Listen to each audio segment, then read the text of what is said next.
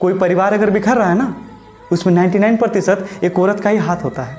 सच्ची में बता रहा हूँ, क्योंकि मैं निरंतर देख रहा हूँ कि भारत के घरों में पहले शांति हुआ करती थी, लेकिन दिन के दिन अब बिखर रहे हैं।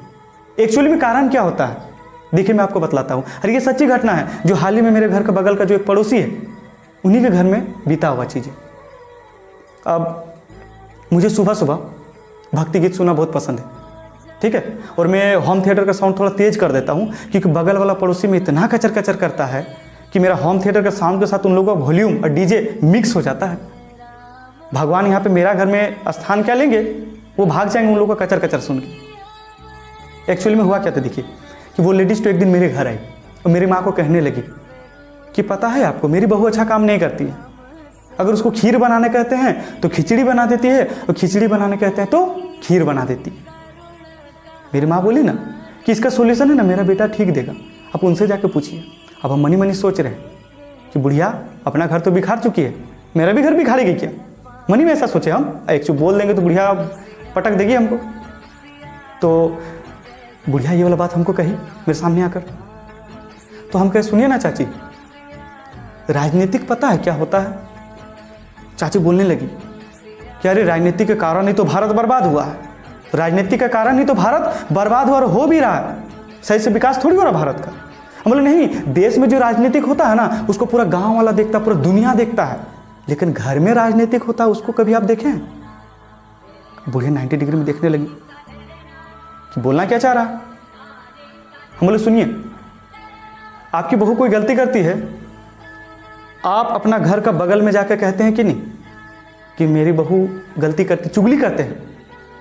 इसको गलती नहीं बताते बल्कि उसका चुगली करते हैं, इसको नीचा दिखाने का प्रयास करते हैं, और वही घर में जाके करते, वही पड़ोसी के सब पास जाके कहते हैं जो पड़ोसी आपके घर का तमाशा देखने के लिए बैठे रहते हैं।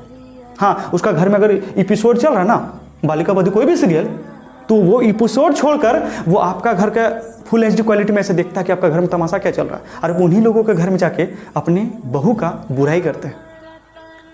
तो बुढ़िया ऐसे 90 डिग्री में पहले देख रही थी, अब 180 डिग्री में देख रही है, ऐसे तिरछा करके कहती ठीक ही तो कह रहे हैं, मेरे बहू ऐसा काम करती है, मेरी बात सुनती नहीं।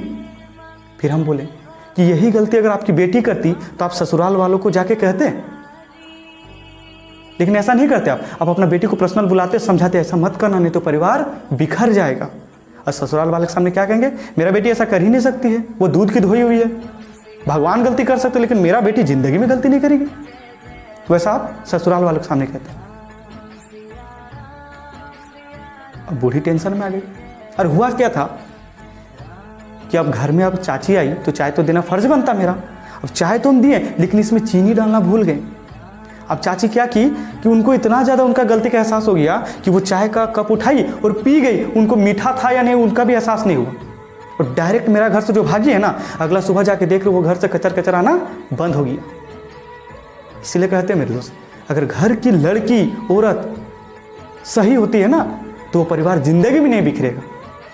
अगर वही लोग गलत होती है तो वो परिवार बिखरने में टाइम नहीं लगता। सच है, कड़वी लगेगी लेकिन सच बात है। यही बात अगर भारत की सभी औरतें माताएं सुनती ना तो शायद भारत का जितना भी घर टूट रहा है, परिवार बिखर रहा है, वो बिखरने वाला स्थिति कभी नहीं आएगा अगर मेरा बात को फॉलो करती है। जो राजनीतिक भारत देश में देखती है ना, वो राजनीतिक अगर अपना घर में करना बंद कर दे तो, और कोई भी बात किसी के सामने फैलाना छोड़ दे तो